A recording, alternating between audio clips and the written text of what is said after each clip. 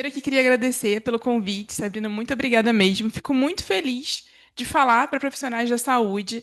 Eu não sou da área da saúde originalmente, mas eu entendo que a saúde, ela me ensinou muito, principalmente na vida pública, porque vocês têm formas de organização por causa do SUS e de capacitação continuada que são exemplos para os outros profissionais da rede.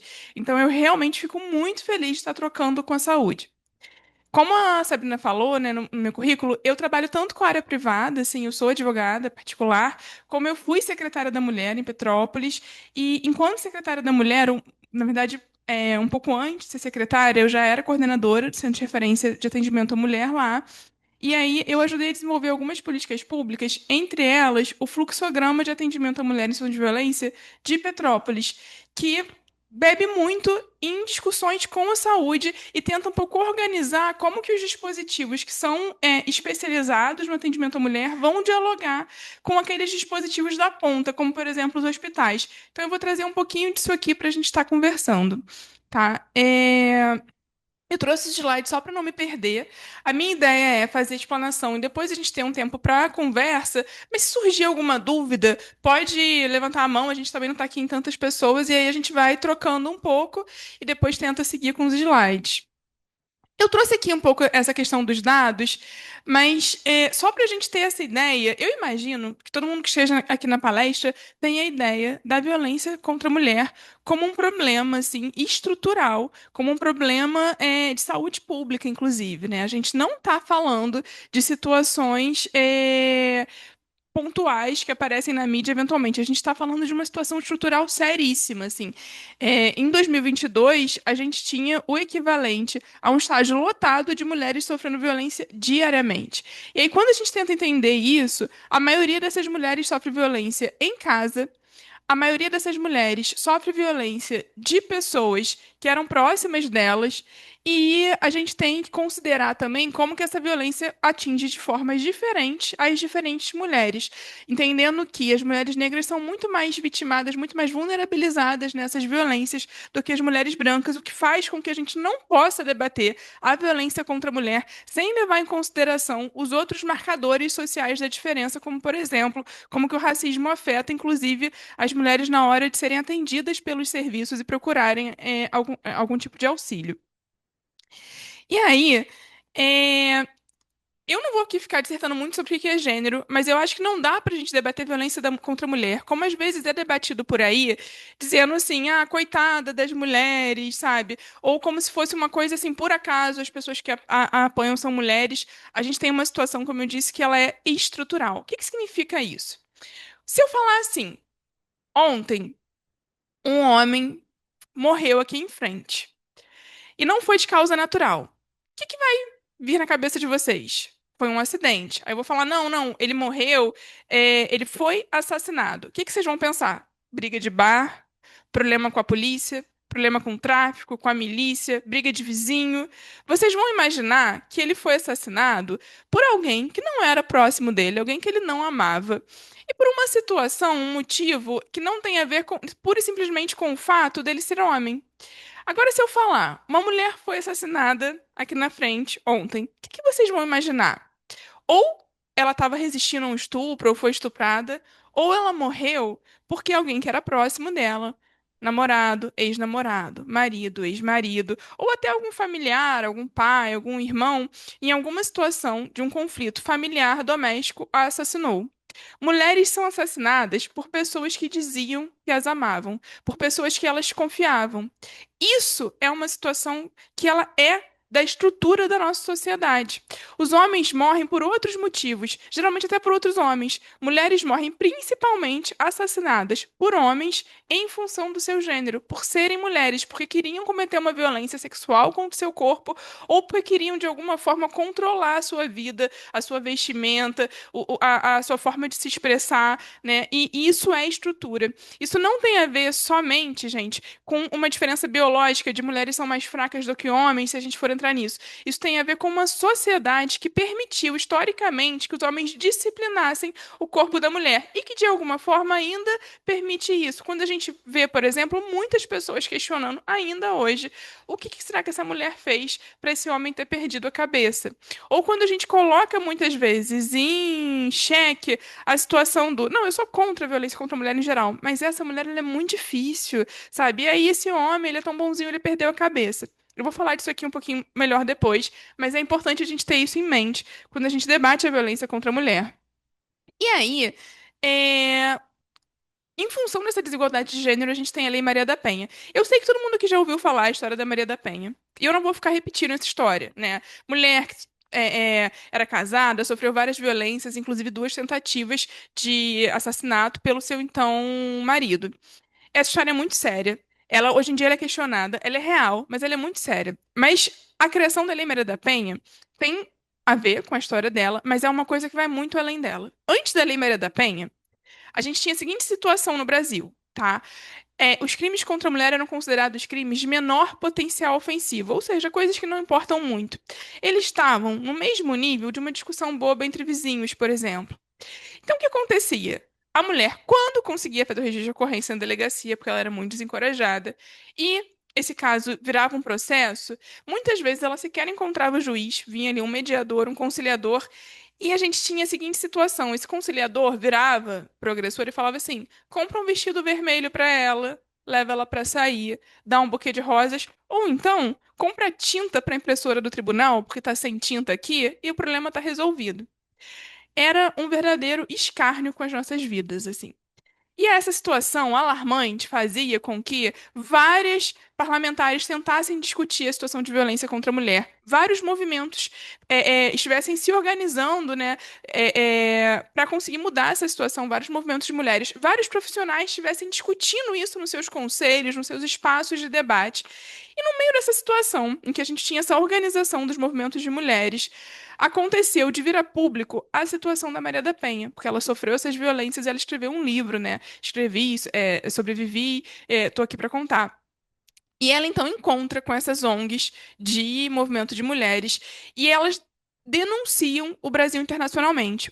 Com o caso dela sendo um caso paradigma. Não como sendo um caso único, mas como sendo um caso que ilustrava o que essas ONGs estavam querendo dizer. Processa o Brasil, gente. O Brasil, o país, foi processado internacionalmente. O que acontece quando um país é processado internacionalmente? Ele é condenado a, inclusive, modificar a sua política. Então, o Brasil foi condenado a rever a sua legislação. Foi condenado também a dar uma reparação para Maria da Penha, mas a rever a sua legislação. Essa condenação volta para o Brasil, nada é feito naquele primeiro momento, era finalzinho ainda do governo FHC, e quando muda de governo, quando entra o governo do Lula, tem a primeira Secretaria da Mulher a nível nacional com status de ministério. Isso é importante, porque é importante a gente entender o papel da política pública. Quando a gente tem uma Secretaria Nacional, essas ONGs se juntam à Secretaria de Política para as Mulheres e pensam, então, qual vai ser um projeto de lei. Elas elaboram em conjunto com pesquisadoras um projeto de lei. Esse, esse esboço é apresentado para a deputada Jandira Fegali, que acha que é necessário ouvir mais mulheres, então determina audiências públicas no país todo para ouvir a multiplicidade de mulheres, e aí é criada a Lei Maria da Penha. E por que é importante a gente falar isso? Porque isso significa que essa lei ela não é somente uma lei para punir o homem, ela é uma lei para criar um sistema de proteção para as mulheres. Estou aqui falando para a saúde, como eu disse, eu gosto muito, e uma coisa que muito eu admiro na saúde é o SUS, né? E é a forma de criação do SUS. E vocês conseguem perceber, da forma como eu conto, a criação da Maria da Penha, como tem semelhanças? É mais fraca a rede ainda. Infelizmente, a gente ainda não tem um sistema de política para as mulheres, mas a gente tem uma rede que ela é estruturada a partir dessa lei, que é uma lei que valoriza os outros serviços, tá? Valoriza um atendimento integral, multidisciplinar à mulher e não somente a questão legal e a punição. E isso é muito importante para a gente entender, como vou falar aqui, o papel dos profissionais da saúde nessa rede.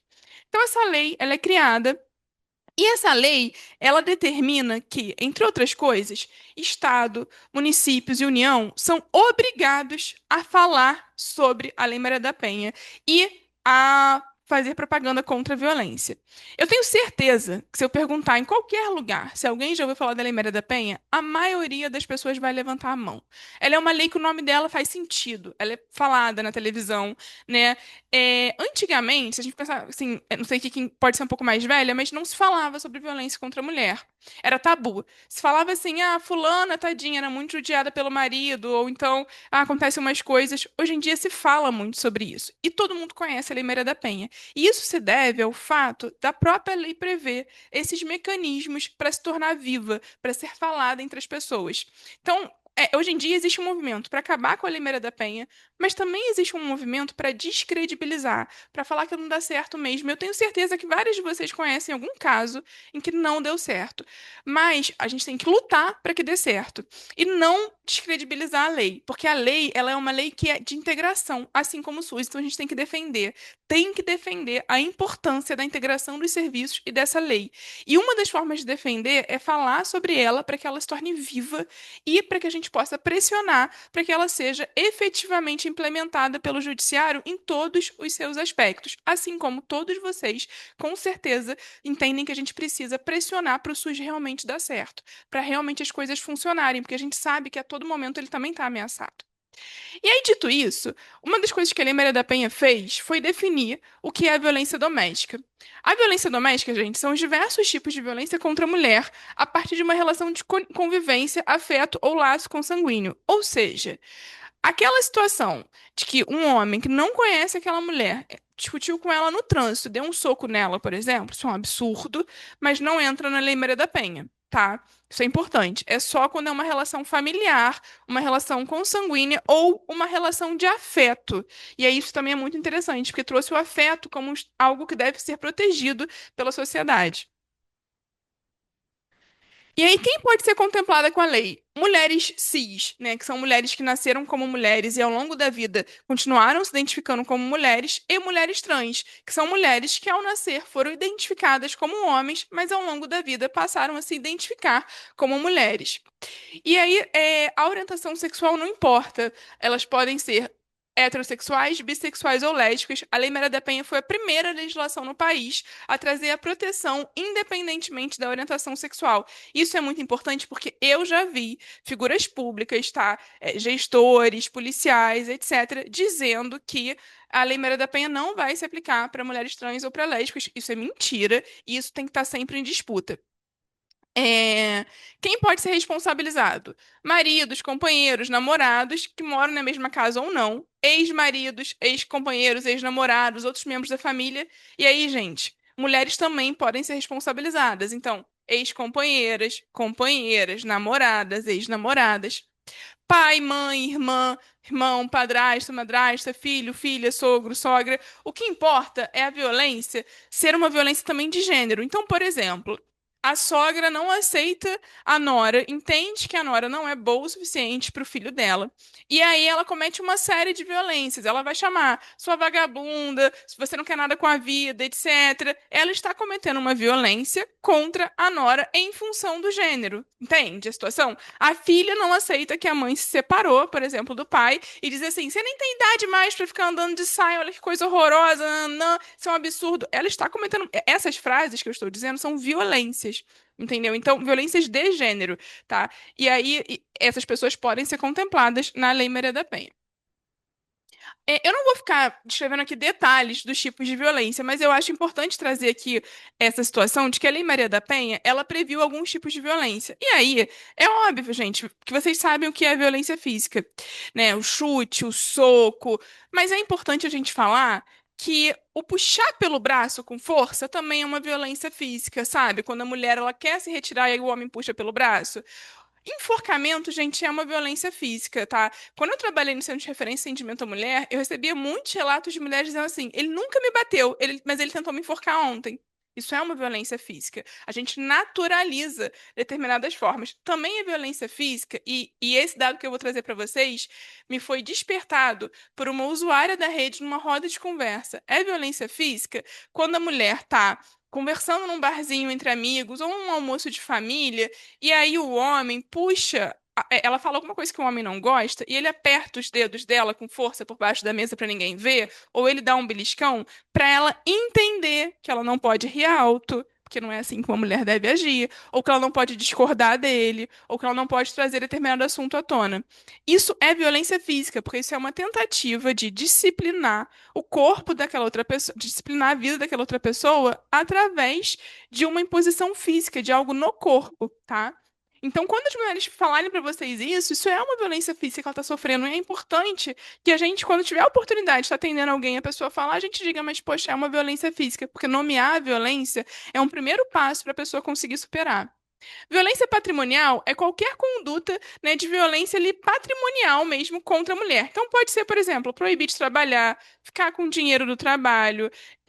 Mas pode ser também, gente, por exemplo, a mulher ela é manicure. E aí ele tá brigando com ela e ele quebra ali os esmaltes, a caixinha, né, das coisas de manicure. Pode ser, por exemplo, aquele namorado que ficou irritado e quebrou o computador da namorada, que é pesquisadora, professora ou estudante. Ou não quebrou, mas botou na mochila dele e levou embora, porque ela é obrigada a ir na casa dele conversar. É uma violência que é psicológica, que eu vou falar depois, mas é também patrimonial. Também é violência patrimonial a destruição das suas roupas, queimar roupa, rasgar roupa que não gosta. É violência patrimonial, além da violência contra o objeto em si, né, daquela mulher, quando ele esconde documentos ou rasga documentos da mulher ou dos filhos. A violência moral, ela é qualquer conduta que configure calúnia, difamação ou injúria.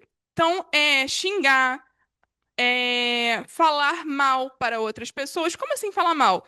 É um ex-casal que tem um filho em comum e no grupo da escola fala assim: Fulana é uma péssima mãe, ela vive na zoeira, vai na festa, é uma vagabunda, estava atrás de homem. Isso no grupo ali de pais da escola. Está difamando aquela mulher. Ou no grupo da igreja, diz assim: ah, porque a fulana, ela não veio no culto no domingo porque ela estava na zoeira, porque na verdade ela é uma péssima pessoa, porque ela é uma mulher horrível. Isso é uma difamação. Tá? E aí, o que que é também violência moral que acontece muito, assim, isso eu falo mais quando eu falo em escola. Esses atos de pornografia de vingança, quando difunde fotos íntimas, ou, gente, às vezes, difunde fotos ou vídeos que nem são daquela pessoa, mas que são feitos para parecer com aquela pessoa. Isso é uma violência. E aí eu sempre chamo a atenção que eu sei que quando eu falo, sempre tem alguém que pensa, mas as mulheres sabem que podem se sujeitar a isso e mesmo assim tiram a foto. E aí eu acho importante pensar que, assim, a opinião pessoal de cada pessoa, eu não vou tentar mudar. Mas será que é algo tão ruim isso, a ponto daquela mulher merecer uma pena de morte? Porque é isso que está acontecendo. Muitas mulheres estão tentando se matar, principalmente adolescentes, porque sofrem esse tipo de violência. A violência psicológica, gente, hoje em dia ela é mais falada. Ela teve que virar lei específica depois da Lei Maria da Penha. Porque só a Lei Maria da Penha não tornou essas condutas crimes. Ela disse que essas condutas elas eram violência, elas mereciam proteção. Entre o que estava aqui, que fosse crime, também teria a punição. Só que o judiciário resolveu algo que não é crime, eu não vou ligar. Então teve que ter toda uma movimentação para tornar a violência psicológica especificamente crime também. A violência psicológica, ela é aquela conduta que vai abalar o psicológico da mulher, que vai constranger a mulher. Então, por exemplo, aquele homem que isola ao máximo a mulher, que diminui ela ao máximo. Toda hora ele está dizendo: você não vai conseguir se formar, você não vai conseguir um emprego melhor, você não vai conseguir fazer isso. Se você me largar, você não vai conseguir ninguém melhor. Se não fosse por mim, você não estaria com ninguém. Ninguém vai sentir desejo por uma mulher como você. Olha como você é feia, olha como você engordou. Olha como você emagreceu, olha como você tá agora. Isso aqui você não envelheceu bem. Essas frases, elas podem também ser violência moral, mas elas são também violência psicológica. Também é violência psicológica, gente, ameaçar. E aí pode ser ameaçar aquele caso clássico, que é o entendido como ameaça no crime, que é eu vou te matar se você não fizer o que eu quero. Mas pode ser uma ameaça, se você separar de mim, eu vou tirar a guarda do nosso filho. Se você separar de mim, você não vai ter direito a nada da casa. Se você fizer tal coisa, eu vou matar os seus animais de estimação, eu vou soltar eles na rua. A violência contra outros membros da família. E aí, animais de estimação é uma violência psicológica e é muito comum. Então, assim, se você for mesmo viajar, sua mãe que tá velha sozinha em casa, eu não sei como é que vai ser, hein? Olha, eu tenho ficado irritado de ficar com as crianças sozinho muito tempo, enquanto você sai com as suas amigas. Então, são violências, mesmo sendo ameaças veladas, são violências psicológicas. Violência sexual, gente, é obviamente o estupro clássico que a gente entende, né? Socialmente enquanto estupro, mas além disso, é também qualquer ato que seja feito no corpo com aquela mulher contra a vontade dela, né? É qualquer ato sexual. Então, por exemplo, estava transando com camisinha, tirou a camisinha sem informar a mulher. Isso é uma violência sexual, tá? Obrigar a mulher a assistir uma performance, um vídeo pornô enquanto está fazendo sexo, ou antes de fazer sexo, porque quer que ela aprenda a fazer daquela forma. O homem não tem o direito de obrigar.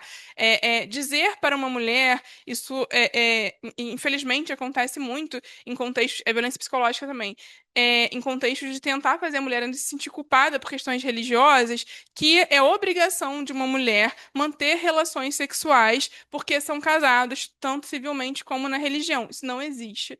Certidão de casamento não obriga ninguém a manter relações sexuais, tá?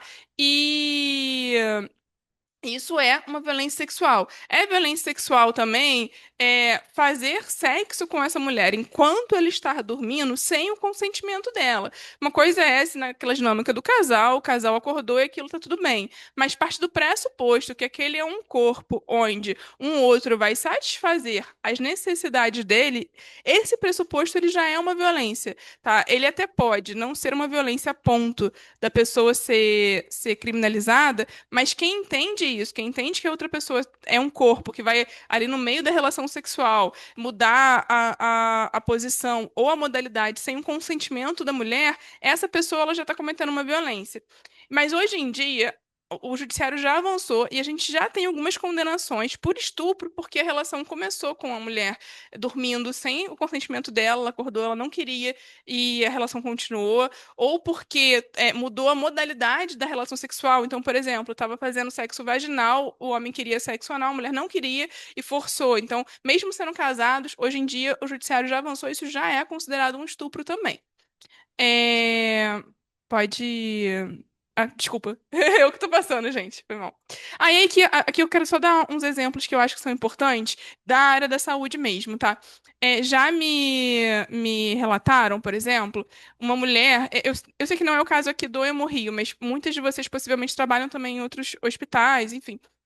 Já me relataram que descobriram violência da seguinte forma. A mulher, ela estava com uma infecção urinária, ninguém conseguia entender o que que era. Em um dado momento, ela disse, por exemplo, que ela precisava colocar um alimento na vagina por um tempo, porque o homem gostava daquele cheiro. Então, assim, isso é uma violência, sabe? São formas que a gente vai tendo de identificar. Uma outra violência sexual, assim, que eu atendi, né? Na verdade, a minha equipe atendeu, assim, coordenada por mim. A mulher, ela disse que o homem tentou tirar o DIU dela à força, porque ele queria que ela engravidasse de um filho dele. E é isso, eu sei que isso choca, eu falo pra chocar mesmo. Mas percebem que a lógica de tirar um DIU à força é a mesma lógica de tirar a camisinha sem avisar para a mulher, somente porque é mais confortável para ele.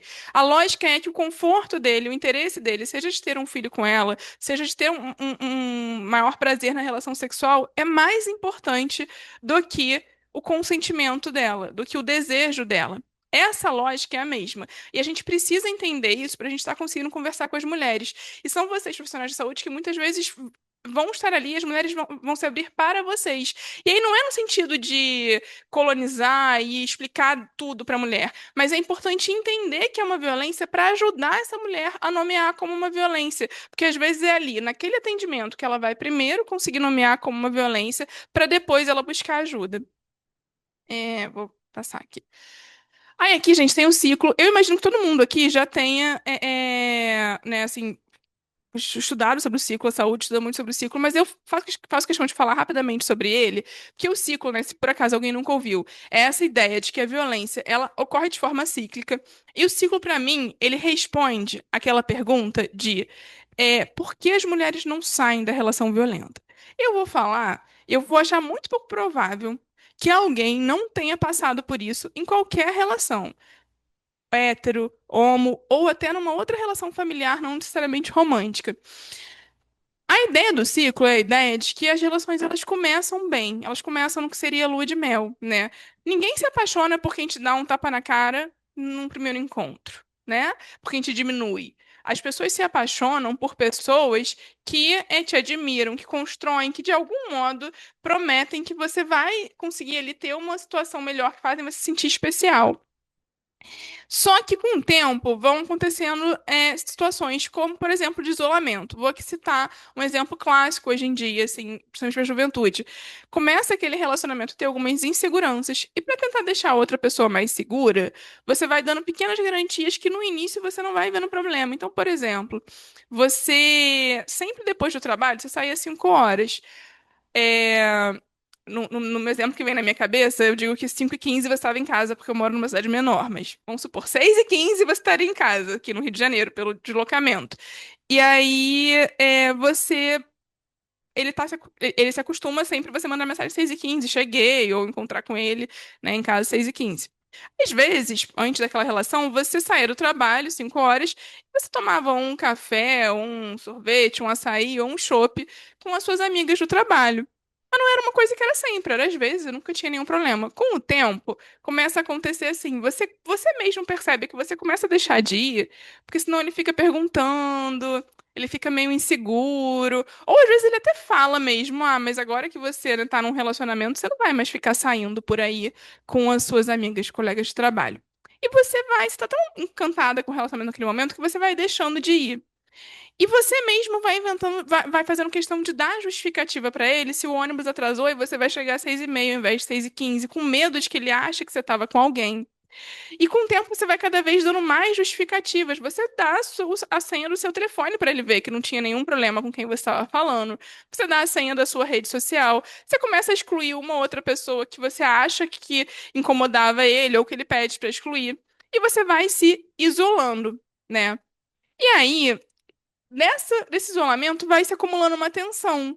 Porque tem gente que você não pode excluir do Instagram. Tem gente que você não pode deixar de falar no WhatsApp. Mesmo você querendo fazer tudo aquele dia que você tem que fazer, tem gente que não dá. Às vezes é um chefe, um colega de trabalho, ele tem um ciúmes que você sabe que é bobo, mas você não pode deixar e ceder em tudo. Então você mesmo já vai ficando mais tensa, porque sabe que se ele tiver com aquela pessoa vai ser um problema. Você também começa a sair na rua com ele, a olhar para baixo, porque sabe que se você encontrar algum conhecido que ele tenha ciúmes ou alguma conhecida que ele acha que te influencia mal, vai ser um estresse. Ele, inclusive, fala de algumas amigas suas assim: suas amigas são todas invejosas porque elas não conseguiram um relacionamento, não conseguiram ter o que a gente tem. A sua família, na verdade, eles não torcem por você. Agora que você está começando aqui um relacionamento que está melhor na sua vida, eles começam a criar problema, ficam inventando coisa. Então, e aí você vai cada vez se afastando mais. Então você deixa de ir no almoço de domingo na casa da família, você deixa de ir no barzinho no fim de semana com os amigos, você deixa de fazer parte de várias atividades que você fazia por conta dele. E quando você não deixa, vão rolando às vezes aqueles atos também de violência já. Ele aperta sua mão com força embaixo da mesa porque não era para você rir tão alto, né? Então é isso, vai tendo ali o acúmulo da tensão. E violências menores começam a acontecer também. E aí é um momento de medo, de controle dele. Só que por mais que você faça tudo que teoricamente você tem que fazer, tem um momento da explosão. Teve aquele momento que você recebeu aquela mensagem do colega de trabalho para falar uma coisa de trabalho, mas ele já tinha avisado que com aquele homem ele não queria você conversando. E isso foi motivo para ele quebrar o celular. Aliás, gente, em violência patrimonial, quebrar celular é violência, não é piada, tá? Eu já vi meme de Instagram com o celular quebrado dizendo: o que que foi isso? Foi Roubo, não, briga de casal. Não é engraçado, isso é muito sério, tá? O celular hoje em dia, mais do que só um patrimônio físico, ali do celular em si, ele contém as suas fotos, as suas lembranças, ele é a sua forma de falar com as pessoas que você gosta, é a sua forma de conseguir emprego ou de trabalhar, falando com quem você já trabalha, e ele é também a sua fonte de escape. Seja porque você vai pedir um Uber dali, seja porque você vai ligar para a polícia, seja porque você vai ligar para alguém para estar te ajudando. Então, quebrar o celular é uma forma de violência muito grave. Mas é nesse momento que ele quebra o seu celular. Isso é explosão violenta. A explosão violenta ela não é só o soco na cara, ela pode ser os outros tipos de violência. E é isso, quebrou o seu celular, deu um soco na parede perto de você, esqueci de falar isso também na violência psicológica. Dar um soco na parede, gente, tá dizendo que amanhã o soco é na sua cara, tá? Então, assim, eu já ouvi muitas mulheres dizendo, nunca me bateu, mas quebrou a casa toda. Além de violência patrimonial, é uma violência psicológica, porque se quebrou a casa, pode quebrar o seu corpo todo. Né? Então, é nesse momento em que ele fica estressado porque já tinha falado pra você que o bicho que você tem estressa ele, bate no seu bicho. É nesse momento em que ele bate nas crianças. É nesse momento que ele tá estressado e, de alguma forma, ele vai dizer pra você que a culpa é sua. Assim que acontece a explosão violenta, geralmente é assim que acontece. A mulher, ela pensa em separar. Nesse momento, ela pensa. Se tem algum momento em que ela vai contar para as pessoas, pode ser esse momento. Assim, ela pode estar com vergonha, mas nesse momento, muitas vezes, ela pensa assim. Nesse aqui, ela começa a parar de falar com a família e com as amigas sobre o relacionamento. E ela sabe que tem alguma coisa errada, porque antes ela falava desse relacionamento dos outros, agora ela não fala mais. Mas ela não sabe muito bem por que ela não fala mais, porque é alguma coisa estranha, mas também é culpa dela. E são as pessoas que não entendem, porque o relacionamento é muito bom e as pessoas que não entendem os probleminhas que acontecem. Aqui, ela fala muitas vezes para pedir ajuda. Só que acontecem duas coisas quando a gente vem pra lua de mel. Primeiro, que assim, como eu disse, ninguém se apaixona por quem deu um tapa logo de cara, né? Então, nesse momento da lua de mel, ele muda um pouco. E aí não é só promessa da mudança falsa e as mulheres são burras e acreditam, não. Ele às vezes muda mesmo. Se a questão é que ele tinha, por exemplo, que ele tem um vício em álcool ou drogas e a mulher estava há muito tempo dizendo que ele tinha que procurar ajuda, nesse momento ele procura. Ele começa a terapia, ele vai na consulta do CAPS, ele vai no AA, nesse momento que ele procura. E você começa a ver que ele está mudando. E ele fala que está fazendo isso por você, pela relação de vocês, para você dar uma segunda chance para ele. É nesse momento aqui também que se tinha muito tempo que você falava que a relação de vocês não estava tão boa, que vocês não viajavam juntos, que vocês não iam para nenhum restaurante, ele faz a reserva no restaurante, começa a ver um lugar de viagem. Se você reclamava que ele não cuidava direito das crianças, ele marca de sair com as crianças, leva as crianças lá ali para o parque, para o campo de futebol. Nesse momento também, ele começa a tratar melhor, às vezes, seus amigos, seus pais. Isso aqui é muito importante, porque ela começa a ver algumas mudanças. Mas também é nesse momento aqui que a sociedade culpa ela. A sociedade diz assim: mas será que você não exagerou na forma que você falou? Você sempre foi tão estressada. Pô, ele é um homem tão bom, tem certeza que foi assim mesmo? É, assim, eu sei que violência contra a mulher é injustificável. Mas fulana, depois que aconteceu isso, o relacionamento melhorou tanto porque ela botou ele nos eixos, falou, vai ter que fazer isso e aquilo. De repente, se só dessa vez você fizer isso, ele vai melhorar depois disso. É nesse momento também, às vezes, que ela até começou a se separar, só que as outras mulheres se afastaram dela. Porque a amiga solteira não pega muito bem no meio de um monte de amigo de casal, sei lá, né? Vai dar em cima do meu homem, as mulheres começam a ficar meio assim. Se às vezes ali num ambiente religioso vão dizer pra ela, mas poxa, minha filha, a mulher sabe que edifica o lar, sabe? E aí. É difícil, gente, porque também é uma sociedade inteira. E aí não é uma sociedade inteira dizendo você tá errada e culpada. É dizendo sutilmente. É uma sociedade inteira de filmes que dá um probleminha e depois tá tudo certo, porque a mulher consegue construir tudo certo. E aí ela acaba muitas vezes perdoando. E não é porque ela é burra, é porque a gente, enquanto sociedade, empurra ela pra isso. E porque ele começa a ter atitudes que vão fazendo com que ela melhore. Às vezes aqui também ela tentou pedir medida protetiva e a polícia não fez o registro. Ela ligou pro 90, a polícia não apareceu. Às vezes ela foi falar com algum profissional, a pessoa tratou ela mal. E aí é isso. E aí é um ciclo. E aí aqui, esse ciclo ele vai fazendo o quê? No início, as fases elas demoram mais para acontecer e com o tempo as fases são menores. Ou seja, se no início, entre uma agressão e outra, você tinha aí um ano, com o tempo você vai tendo 2 meses, 2 semanas, até que às vezes essa violência toda acontece no mesmo dia, tá? Por exemplo, se é alguém que tem um problema com álcool e drogas, às vezes no mesmo dia, de manhã sai bem, você pensa, poxa, hoje vai ser um dia sem beber, sem usar droga. No almoço já bebeu, usou droga, já começou, já chegou em casa te olhando, irritado. já irritado antes de você falar, você já tá tensa, que você sabe se falar alguma coisa vai dar problema, e aí de noite virou uma agressão. Quebrou uma cadeira, né, te bateu, alguma coisa assim. E o fim desse ciclo ele acaba sendo a morte, porque as violências elas vão sendo cada vez mais severas, porque a gente vai aguentando violências maiores. Então, aquela mesma pessoa que dizia que nunca aguentaria tal coisa, agora ela começa a aguentar, porque ela vai naturalizando, ela vai se acostumando com aqueles atos de violência, eles vão sendo cada vez maiores. Então, o fim é a morte, o feminicídio, que pode ser o feminicídio físico mesmo, ela morreu, ou pode ser o feminicídio psicológico, que é quando aquela mulher ela vira um zumbi, sabe? Quando você olha para aquela mulher e ela não tem mais identidade, ela não sabe mais do que ela gosta, do que ela não gosta. Então, essa é uma outra forma, né, de acabar com as mulheres. Gente, eu vou ser mais rápida daqui pra frente, tá? Mas se alguém quiser fazer alguma pergunta. E aqui, gente, isso tudo foi importante. Eu quis falar desses temas, esses conceitos que eu sei que vocês já sabiam, mas porque eu acho que é importante falar deles dessa forma que eu estava falando pra gente chegar aqui. Quando eu disse que a Lei Maria da Penha, ela não é só uma lei para punir o homem, ela cria todo um funcionamento de rede. Ela cria a rede de enfrentamento à violência. E a rede de atendimento, não é ela que cria só, é uma conjunção, tá, ali, daquele momento, mas ela cria um microsistema, e nessa mesma conjuntura é criada a rede. Mas a rede de enfrentamento e a rede de atendimento, elas têm a seguinte diferença. Eu acabei não botando aqui o texto da rede de enfrentamento, desculpa. A rede de atendimento, gente, ela tá dentro da rede de enfrentamento. A rede de atendimento são os serviços que, de algum modo, especializados ali na mulher, que vão atender essa mulher. Então, por exemplo, um centro de referência e atendimento à mulher, que eu vou explicar um pouco melhor, uma sala lilás, são serviços que são especializados. E a rede de enfrentamento ela é muito mais ampla. Ela vai incluir os outros serviços que não vão estar ali na ponta atendendo a mulher, mas ela também vai incluir, às vezes, uma ONG, ela vai estar incluindo pesquisadoras, ela vai estar incluindo grupos religiosos que vão estar discutindo a violência e ajudando as mulheres, por exemplo, dentro dos espaços religiosos. Ela vai incluir grupos comunitários. Então, a rede de enfrentamento ela é muito mais ampla. E aí, aqui eu coloco que é o CRAN, só para ter uma ideia de que, assim, ele é um articulador da rede.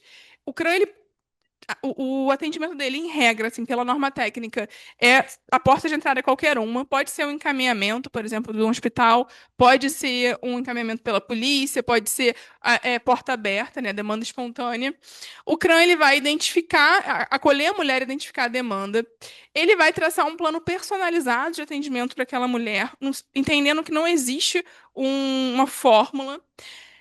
Ele vai respeitar a autonomia da mulher, então o CRAN, ele não vai forçar a mulher a fazer uma denúncia. E é muito importante que todos vocês saibam isso, para na hora de indicar a mulher ir para um CRAN, porque ela vai saber dos direitos dela, sem ser obrigada a denunciar se ela não quiser.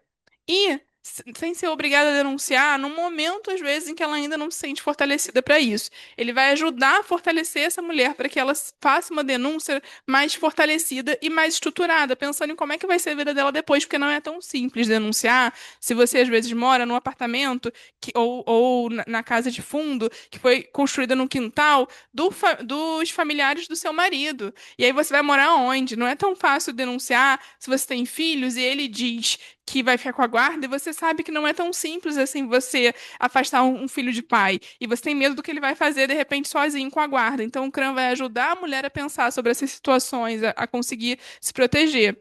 Ele vai tentar a aderência dela ao serviço, muito dificilmente em um único atendimento, gente. Um serviço especializado consegue resolver a vida da mulher, tá? E ele também serve para produzir dados. E ele tem um atendimento integral, ou seja, jurídico, psicológico e social. E aqui tem alguns dispositivos da rede que eu quero falar, para a partir disso entrar no assunto mais com vocês mesmo. Alguém quer falar?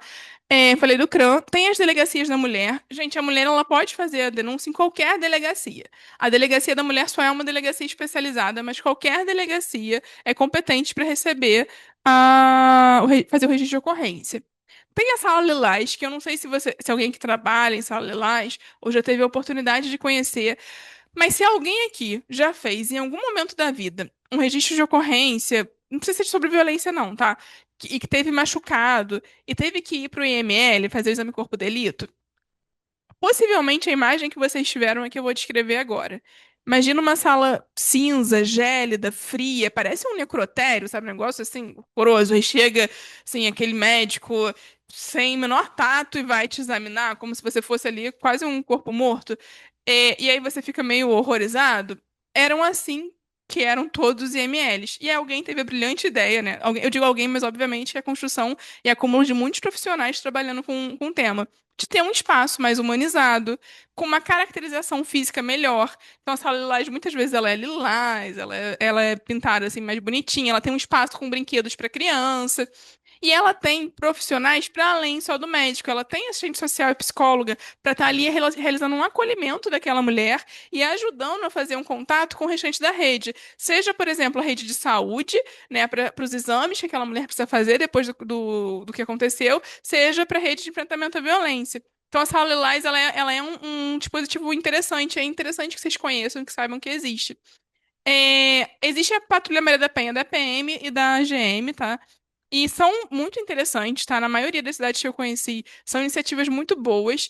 E eu falo isso não é de forma crítica. Eu conheço todas as críticas ao funcionamento das forças policiais e eu compactuo com boa parte dessas críticas. Mas as patrulhas da Guarda Municipal e da Polícia Militar geralmente têm uma formação de gênero muito forte e geralmente são muito acolhedoras com as mulheres. Então, embora existam alguns lugares que pode ser diferente, em geral, são tratamentos muito bons. E aqui a gente tem uma situação, o programa Acolhe o Abrigo Sigiloso, que eu acho muito interessante de falar, porque quando eu falo de violência contra a mulher, alguém me fala assim: eu vi uma série, ou eu vi um filme, a mulher que sofreu violência, ela podia ir para uma casa lá com outras mulheres, e aí aqui no Brasil não tem isso. Aqui no Brasil tem isso sim, tá? Só que não é muito divulgado, é até um pouco ruim, porque não tem muito controle público sobre isso. Mas a gente tem, sim, no Brasil, abrigos sigilosos. E são poucos. No estado do Rio de Janeiro, salvo engano, são três, tá? E aí o que acontece com o abrigo sigiloso? Ele não é para toda situação de violência contra a mulher. Ele é para aquela situação de risco de vida, gente, porque ele é um confinamento, tá? Eu fiz uma formação com a coordenadora de um abrigo religioso, de um abrigo sigiloso, e ela me falou exatamente isso. A mulher vem aqui para ficar confinada, e essa é a ideia do abrigo. Por quê?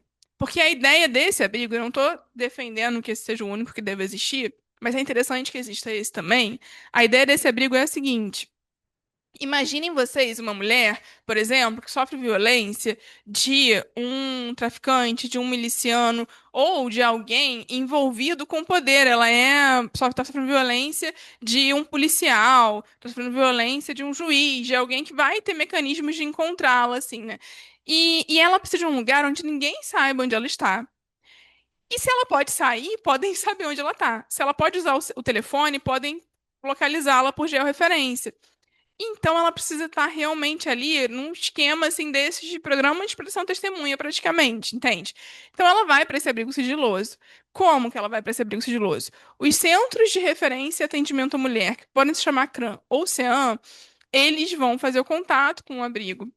Vão ver se ela se enquadra, né, nos requisitos ali, que eu vou falar depois, e vão proceder ao abrigamento dela. Ela não vai saber a localização de onde ela está indo. Se ela tiver que sair do abrigo, foi desligada, depois tiver que voltar, ela não pode voltar para o mesmo. E lá, ela tem que entregar o celular, ela não pode acessar o celular, ela não sai do abrigo desacompanhada para nada. Então, ela precisava ir na farmácia. Ou alguém vai trazer para ela, ou na melhor das hipóteses, ela vai acompanhada por alguém do abrigo. Ela não pode ficar saindo do abrigo sozinha. Ela tem que fazer consulta médica, ela está em tratamento. Aí o abrigo vai conversar com o CRAN se é realmente algo possível dela ser abrigada fazendo esse tratamento. Em algumas situações, se não é algo que ela precisa ir todo dia, direto, o próprio CRAM vai buscar e levar essa mulher no tratamento médico ou no que ela tenha que fazer ali. Eu entendo que o abrigo, ele tá também no. Era sigiloso, gente, é porque eu entendo que ele tá também no conceito de atendimento. Por quê? Porque ele é um dispositivo especializado num atendimento a mulheres em situação de violência. O abrigamento, ele é uma forma de atendimento a essas mulheres. É o Tem. desdobramento do Do at- atendimento, né? Quando você falou Uhum. do plano individualizado, né? Um desdobramento seria É o um abrigamento. desdobramento Mas desse atendimento, é o abrigamento. Mas o abrigo ele acaba sendo também um atendimento, porque a mulher lá dentro do abrigo, ela vai ter o atendimento psicológico, ela vai ter o atendimento social continuado pelas técnicas ali do abrigo. A assistente social do abrigo vai analisar, por exemplo, quais benefícios que aquela mulher tem direito, que às vezes ela não sabe. Tem mulher que até então não tinha um BPC, um Bolsa Família, e às vezes até, gente, com esse valor que ela começa a receber ela vai juntando dinheiro para quando ela sair do abrigo, ela já ter ali uma poupança. Ali no abrigamento, às vezes vão fazer contato com familiares dessa mulher para ver se ela pode sair do abrigo depois e ir para casa desses familiares. Às vezes vão fazer contato com um familiar que mora em outra cidade, outro estado, para ver se a porta de saída pode ser por outra cidade ou por outro estado. Às vezes vão ajudar essa mulher a fazer algum tipo de atividade ali profissional para sair assim um pouco mais qualificada para o mercado de trabalho, vão ajudar ela a construir um currículo. No atendimento psicológico, às vezes ali em grupo, a mulher ela vai criando laço com outras mulheres, às vezes elas saem três juntas e alugam uma casa juntas, entende? Então você tem também atendimentos especializados ali dentro. E para os filhos dessa mulher, tem atendimento de educadores também. Então, você tem atendimentos dentro do abrigo. Então, ele é um desdobramento do atendimento do CRAM, mas lá dentro ela também tem atendimentos, tá? E aí é isso, ela pode levar dependente, mulheres até qualquer idade, homens somente até 12 anos, se eu não me engano. E aí tem vários problemas, tá, gente? Que a gente também tem que entender que às vezes alguns desses problemas são problemas de estrutura, a gente precisaria de mais verba para modificar. Então, por exemplo, a mulher ela não pode ser dependente química, ela não pode ser usuária da rede de saúde mental, né? Se ela tiver algum problema psiquiátrico, se ela tiver ideação suicida, se ela tiver algum tipo de problema de saúde que implique num tratamento diário, o abrigo possivelmente não vai aceitar. Então, temos aí uma série de problemas. Thaís, Oi, dá licença. Eu posso fazer uma pergunta? claro?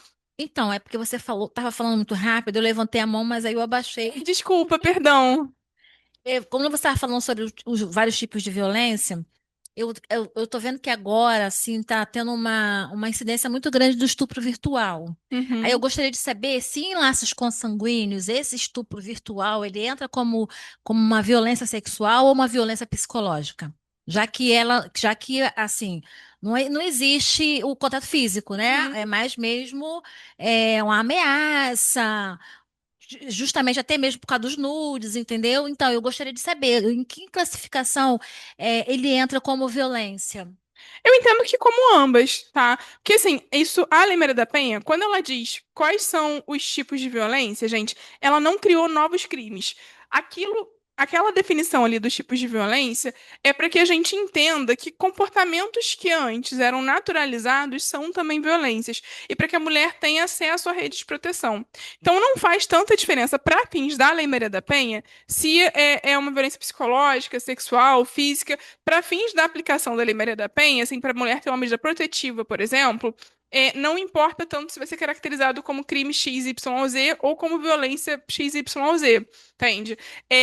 Agora, o que vai acontecer? O delegado, ele vai enquadrar como um tipo penal específico. E aí ele pode enquadrar como uma violência psicológica, que é um tipo de crime, ou ele pode enquadrar como algum tipo de violência sexual, ou como ambos. Eu entendo que são ambos, tá? Eu entendo até que se soma uma coisa a outra. Está Que você... aparecendo mais coisas novas, né? Então, Sim, a sim. lei vai ter que se adequar de qualquer maneira, Com né? certeza, com Tá, mas certeza. assim, agora o que você vê mais, principalmente adolescentes, né? Uhum. E em laços consanguíneos, a gente pode ver que também realmente pode existir da pessoa sofrer esse tipo de violência e não saber como chegar se a Sim, Maria da sim. Penha alcança esse tipo de violência. Então, a Maria da Penha ela tem que alcançar todos esses tipos de violência, tá? Mesmo que ainda não seja crime. Por isso que é interessante ela não ter criado esses crimes novos. Porque o que ela diz é basicamente o seguinte: não é crime, ainda não me interessa. O agressor pode até não ser punido, mas pessoa tem o direito à proteção, a mulher tem direito à proteção, tem direito a ser abrigada, tem o direito a receber medida protetiva. Para receber uma medida protetiva, o fato em tese não precisaria nem ser um crime, nem ser considerado um crime, ela poderia ter o direito à medida protetiva, ou seja, a medida protetiva, gente, é o afastamento dele, né, dela, mas na verdade são vários tipos de medida protetiva. Tem a proibição de se aproximar, tem a proibição de fazer contato, tem o juiz determinar que ele saia do lar em comum, mesmo que ele tenha direito numa separação ao lar, que ele saia temporariamente. Tem a ideia de fazer um divórcio um pouco mais rápido, isso raramente é feito, mas tem essa possibilidade. A possibilidade de determinar alimentos ali de imediato. Foi previsto também, isso é interessante para vocês, servidores, que a servidora pública que sofre violência doméstica, ela tem prioridade na remoção, tá? Isso, gente, infelizmente não é tão aplicado, mas é importante saber porque é possível conseguir, tá? Eu, enquanto advogada particular, eu já consegui, por exemplo, que uma servidora fosse removida com maior facilidade por ter uma medida protetiva contra um outro servidor da mesma instituição, porque era um ex-companheiro dela. Já consegui que a instituição se comprometesse com protocolos, né? Assim, ambos eram professores. Então, que a instituição se comprometesse, por exemplo, em não colocar horário de aula no mesmo horário, porque a violência, ela vai sendo criativa, ela vai indo para além daquilo que já é considerado crime. Então, por exemplo, uma violência que esse homem cometia contra a minha, na época, cliente era o seguinte: a sala de aula que ele dava aula, no mesmo horário que a dela, era de frente para dela. Então, se ele ficasse na porta, ele conseguia vê-la dando aula, e ele ficava dando aula olhando para ela. Isso atrapalhava a aula dela.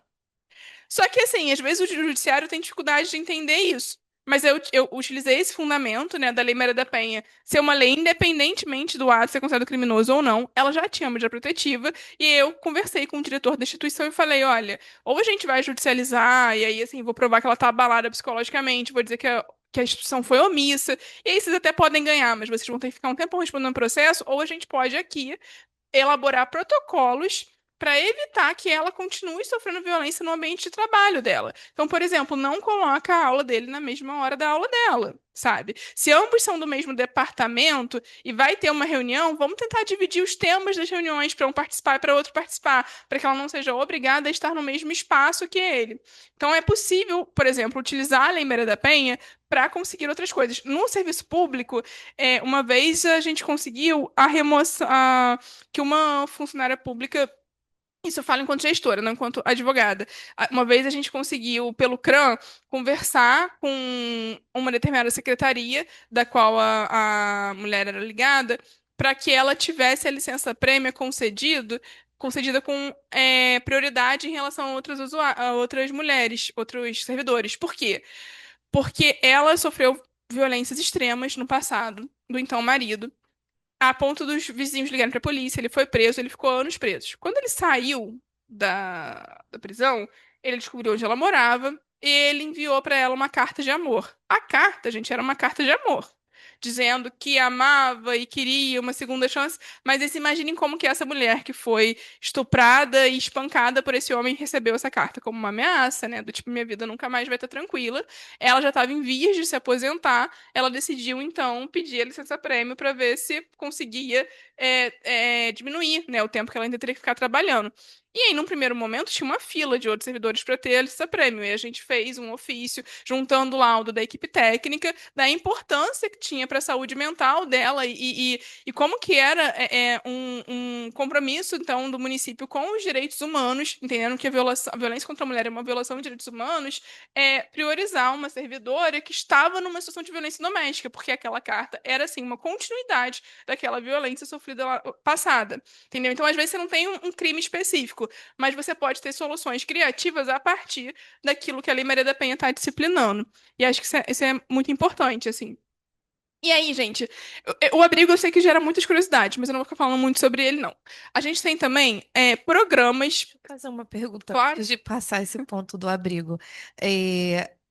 Muito se fala da questão quando a mulher sofre violência e tem filhos. No abrigo, a mulher pode ir com filhos? Porque eu fico pensando na questão da escolarização das crianças, Sim. né? Então, queria saber se é uma alternativa possível ou se tem algum tempo específico, porque acaba sendo, às vezes, um dificultador para a mulher, né, fazer a Uhum. denúncia, a separação, sabendo, que os filhos, podem vir a ser prejudicados, né? Brilhante, tá?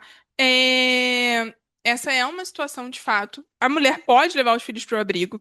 O que o abrigo pede, gente, não existe na lei uma obrigação de que para a mulher ser abrigada, ela faça um registro de ocorrência. Ela pode ser abrigada sem registro de ocorrência. Por quê? Porque ela pode estar sofrendo violência de alguém ligado ao crime. E ter medo de ir na delegacia fazer um registro de ocorrência. Ou ela pode estar sofrendo violência de um policial e ter medo de fazer um registro de ocorrência. Então, ela sozinha não precisa de um registro de ocorrência, mas o abrigo sempre pede o registro. E um dos motivos é por conta dos filhos, para evitar problemas com a questão da infância. Então, o que que a gente faz, né? A gente faz o registro de ocorrência com a mulher, já articula para ela ir para o abrigo no mesmo dia que fez o registro de ocorrência, para ela não ficar mais vulnerabilizada. Ela leva os filhos, tá? E aí a gente só tem um problema. E eu, sendo franca, enquanto pesquisadora e enquanto advogada, assim, né, que atua. Enquanto a rede de enfrentamento à violência tem tudo isso, a rede de proteção à infância tem várias outras coisas que muitas vezes não discutem gênero e as varas de família ignoram por completo ambas as redes. Então, se tem, por exemplo, uma disputa de guarda em curso, isso obviamente vai ser um problema e pode dar um problema para a mulher na vara de família, dependendo da violência que ela tenha sofrido. E não é aconselhável que a mulher vá para o abrigo e depois peça uma ordem judicial para o filho ir, porque ele não vai, tá? Assim, a não ser que a violência sendo contra a criança, no nosso país, ele não vai, porque o judiciário não vai entender que aquele homem, ele foi violento com a criança. Mas, o que que os serviços fazem? Eles articulam com a mulher o seguinte: faz o registro de ocorrência, tudo certo, pega a criança na escola e vai para o abrigo. Não deixa para pegar essa criança depois, pega já com o próprio serviço, entende? O serviço às vezes liga para a diretora e fala: estamos indo buscar a criança antes do horário da escola terminar para evitar que o pai esteja ali. Essa articulação ela não é ilegal, ela é inclusive disciplinada em vários documentos que vão falar sobre a rede. O papel do assistente social. Sim, sim, então, eu concordo com isso. Só que a gente tem um problema nas várias de família. Então, é isso, não é ilegal, né, fazer, mas não é bom deixar pra fazer depois, entendeu? É bom fazer na hora. Exatamente, exatamente. Brilhante.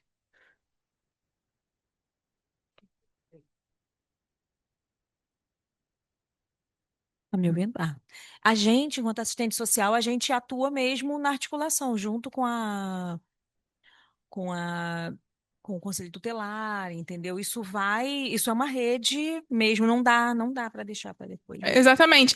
E aí, isso, ou, geralmente acontece isso. A assistente social do CRAM vai ligar para a escola, vai articular o horário de buscar a criança, enquanto a advogada do serviço está acompanhando, por exemplo, a mulher na delegacia, a assistente social está fazendo essa articulação. Foi feito o registro de ocorrência, feita a comunicação para o conselho tutelar e essa criança é levada para o abrigo. E se informa que o abrigo é sigiloso, tá? Se tiver um processo em curso, vai se informar no meio do processo que ela foi enviada para um abrigo sigiloso também. Se tiver algum processo, eu digo assim. Não, então na escola a criança não vai. Ela vai ficar no abrigo tem atividades pedagógicas, porque o abrigo ele é sigiloso, tá? Então, ela vai ter atividades pedagógicas ali. O que pode acontecer, dependendo do tempo que aquela mulher fique, o abrigo vai articular, dependendo do abrigo também, vai articular com algum colégio próximo para aquela criança frequentar o colégio naquele período. E aí é uma articulação do abrigo, tá?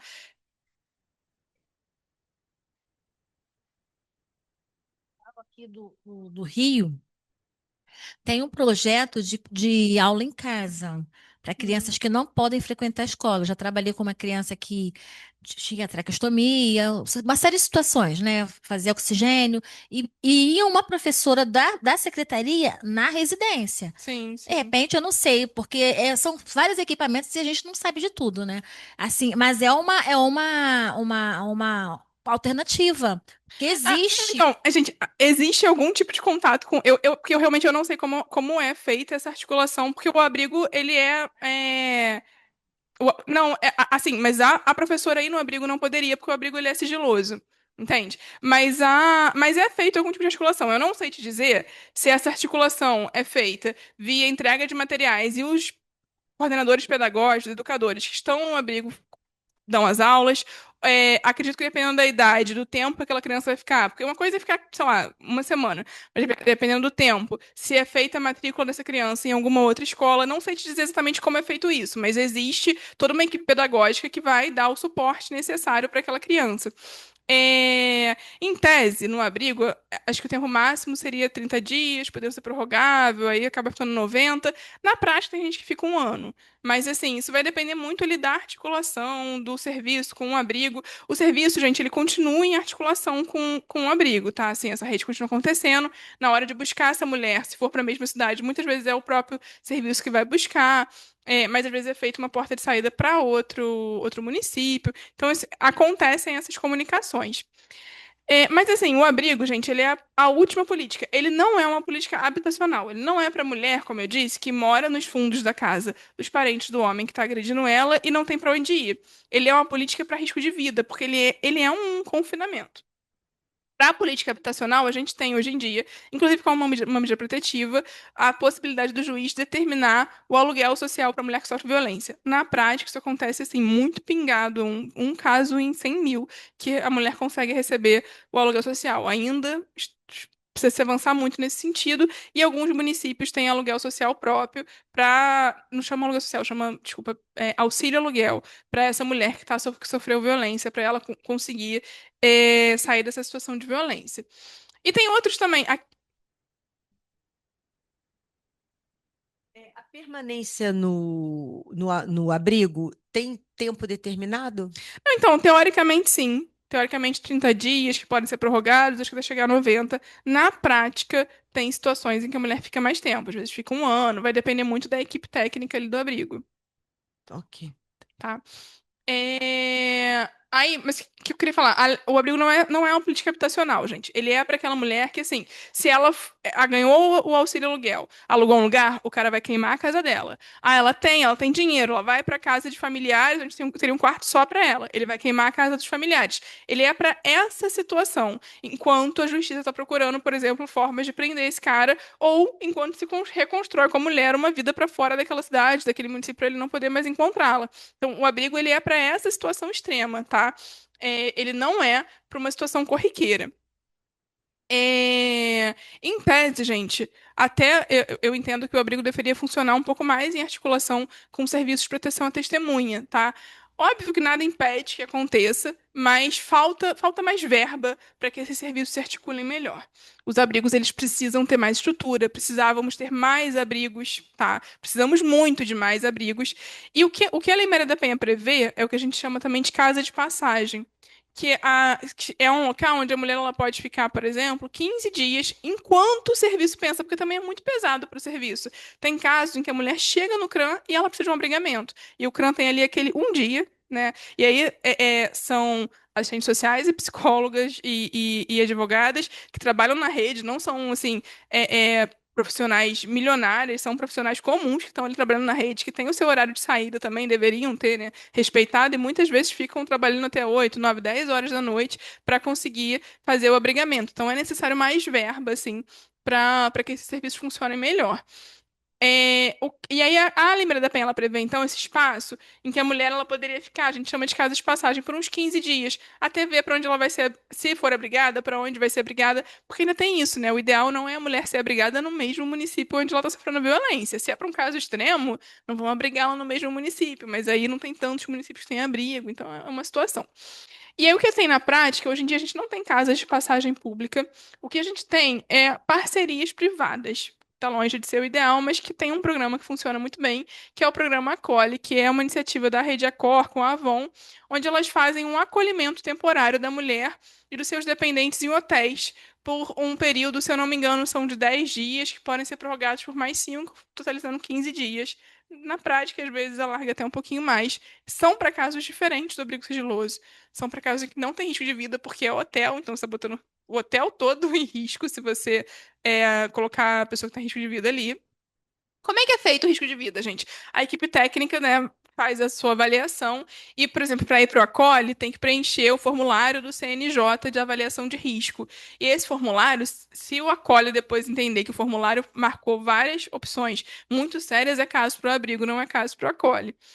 E então a mulher vai e fica esses dias no hotel, geralmente enquanto a equipe técnica tenta articular com familiares, por exemplo, para a mulher ter uma saída para casas familiares, ou enquanto tenta articular uma saída para determinadas políticas públicas, como, por exemplo, o benefício do aluguel, ou como outros benefícios. Tem municípios que têm benefício de auxílio passagem, tem, né, outros benefícios que a mulher pode ter ali acesso. É, Esses eram os... A gente tem outros dispositivos. A gente tem um juizado específico para mulheres em situações de violência, mas eu quis falar desses que eu acho que importam mais, porque eu quero debater agora com vocês, tá? Quanto tempo a gente ainda tem? Mais uns 20 minutos, Sabrina? Tem mais uns 20 minutos? Você acha? Só pra eu... São meio de 25. Dá tempo. Tá, Tem. tudo bem. Então, aí aqui porque eu falei isso, e o que eu quero chegar aqui, que é mais mesmo a atuação de vocês também um pouco, que é a gente debater um pouco sobre a importância de fluxogramas, dos projetos terapêuticos singulares, notificação e comunicação externa, né, gente? A rede de enfrentamento à violência contra a mulher, ela ainda é muito incipiente. Diferente do SUS, por exemplo, que eu disse, que é mais coordenado, a saúde ela tem uma, por mais que eu saiba das coisas do SUS, a saúde ela tem uma verba específica, obrigatória. A política para a mulher não tem essa verba. Então, assim, é muito comum, gente, que esses equipamentos eles funcionem sem verba nenhuma, nenhuma. Então, assim, a mulher ela vai lá e não existe nenhuma verba, por exemplo, de auxílio passagem para ajudar essa mulher, por exemplo, a buscar o filho na escola. Entende? Às vezes não tem um carro do serviço. Então, a norma técnica dos CRAs diz que os CRAs têm que ter carro, tem que ter um veículo. Só que você não tem uma verba constitucional para ir para os municípios ou para os estados para disponibilizar esses veículos. Teve uma pesquisa feita em 2013 sobre os CRAs no país até então e demonstrou que a maioria deles sequer tinha equipe técnica completa, que tinha que ser no mínimo, sim, uma advogada, duas assistentes sociais e duas psicólogas, no mínimo. Então, assim, a maioria não tem nem um de cada, sabe? Então, funciona de forma muito precarizada mesmo. E aí, assim, isso prejudica muito. Mas a gente pode, né, melhorar um pouco o funcionamento das coisas. Algo que prejudica muito é, às vezes, a ausência de fluxogramas entre os serviços. Eu tô percebendo que eu tô falando muito com a voz, pouco com o microfone, né? Eu tenho o costume de falar gritando, gente, me sinaliza se quiser, tá? A gente tem um problema de ausências de fluxogramas. Esse é um problema que vocês sentem na pele. Com certeza já aconteceu com vocês uma situação em que vocês perceberam que era ali uma mulher em situação de violência e vocês não tinham um fluxograma. Seja um fluxograma municipal, seja um fluxograma do próprio serviço, de como vai agir. E aí, o que eu espero daqui é, de repente, a gente conseguir dar um pontapé com ideias para que nem que o serviço consiga começar, né, dar o start aí de um fluxograma interno para se pensar em como vai ser feito nessas situações.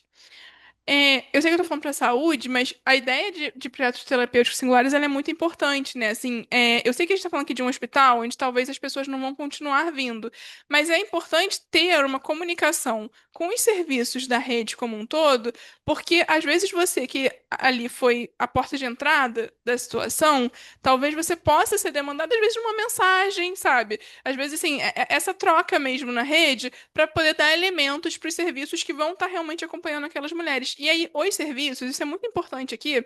Quando a gente encaminha para algum serviço, é sempre bom a gente ter a ideia de que encaminhamento não é jogar problema. Não é assim, esse aqui, saúde mental CAPS, esse aqui, violência contra a mulher CRAM, não é jogar problemas, né? O encaminhamento, ele é uma forma de dizer assim, você é o serviço adequado para essa demanda, mas eu estou à disposição porque eu posso ajudar ainda. Então, assim, se eu ainda recebo essa mulher, mesmo que seja pontualmente, é bom que haja alguma comunicação para eu saber como que está sendo, né, o atendimento dela, para que eu possa, às vezes, dar algum tipo de retorno. A importância da notificação, gente, Sinan é muito importante de ser preenchido, tá? Então, assim, vocês preenchem Sinan quando vem alguma mulher e vocês identificam a violência, né? É muito importante preencher o Sinan, porque isso gera dados, tá? Além de dados, isso pode ser enviado para os serviços especializados, para eles estarem acompanhando essa situação. E comunicação externa, eu não sei se vocês têm algum formulário de comunicação externa, tem para os serviços, assim, isso é algo que é fundamental, né, da gente tá mantendo, assim. Aí aqui, a gente tem uma lei que é bem complicada para os profissionais de saúde, tá? Que foi em 2019, que ela vai lá na lei da notificação compulsória, que obriga a notificação, E ela coloca um parágrafo que ela diz que se tiver indícios ou confirmação da violência, não só é obrigatório fazer a notificação compulsória, como é obrigado a comunicar à autoridade policial. E aí, assim, eu aconselho que seja feito algum tipo de discussão com a gestão do hospital para o que fazer nessas situações, para também não estar colocando o próprio profissional em risco.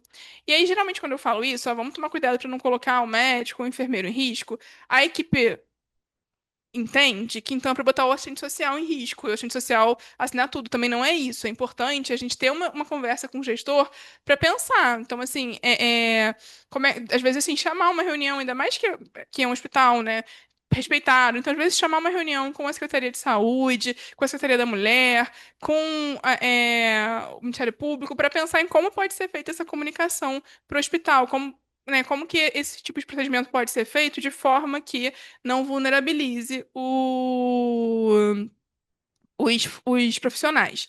E aí eu queria falar para vocês aqui um pouco sobre essa questão, né, de fluxograma, de atendimentos. Eu vou trazer aqui alguns exemplos assim de situações que deram muito certo, que eu já acompanhei ou que eu estudei, né, pesquisei, e a partir daí me deram a gente bater um papo sobre isso.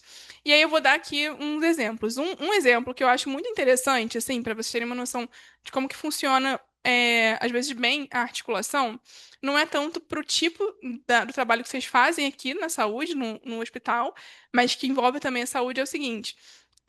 Teve um caso que a gente teve lá no CRAM, em que a agente comunitária de saúde entrou em contato com o CRAM, lá de Petrópolis, tá? E ela informou que ela era agente comunitária de uma determinada região. Ela informou que ela estava acompanhando uma situação que ela tinha certeza que era uma situação de violência muito grave, que talvez atualmente fosse considerada a violência psicológica, mas que ela entendia que essa mulher estava com um certo risco, assim, e que precisava, né, muito de um atendimento, mas que a mulher não iria até o CRAM, porque ela vivia numa situação que era basicamente um cárcere privado. E aí a gente ficou pensando como é que a gente poderia fazer, pensando junto com a gente comunitária, e a gente comunitária mesmo deu a ideia da gente fazer, de repente, um atendimento no posto de saúde. Só que a gente teve que conversar com o posto de saúde, porque essa mulher, ela não podia ir no médico sem ser acompanhada pelo marido, ele não deixava. E ela não podia ir no posto de saúde um dia que tivesse o homem atendendo. E ele entrava junto com ela nas consultas, era toda uma situação. Então, a gente conversou com a equipe do posto de saúde. A gente fez a proposta de que nós iríamos, como pessoas da rede de saúde, como se fosse mais alguém que estava ali trabalhando para fazer um atendimento. Num primeiro momento, a nossa advogada foi. A equipe do posto conversou com o marido dizendo que ela precisava ter uma conversa ali com a mulher, que era uma conversa mais íntima, né? Não falou que era um exame, porque o exame a pessoa tem o direito, né, de ter acompanhante, mas era uma conversa mais íntima e que a médica fazia questão de ter essa conversa privada, né, com a mulher. E ele ficou rondando, gente, ali a sala, enquanto o advogado apresentou o serviço, apresentou os tipos de violência e tudo mais. E falou até da possibilidade de abrigamento, e ela ia colocando vários empecilhos, né, até pela fragilidade da rede. Ela disse: tudo bem, eu posso levar minha filha que é pequena, mas eu não posso levar meu filho de 18 para esse abrigo, eu não vou sem ele.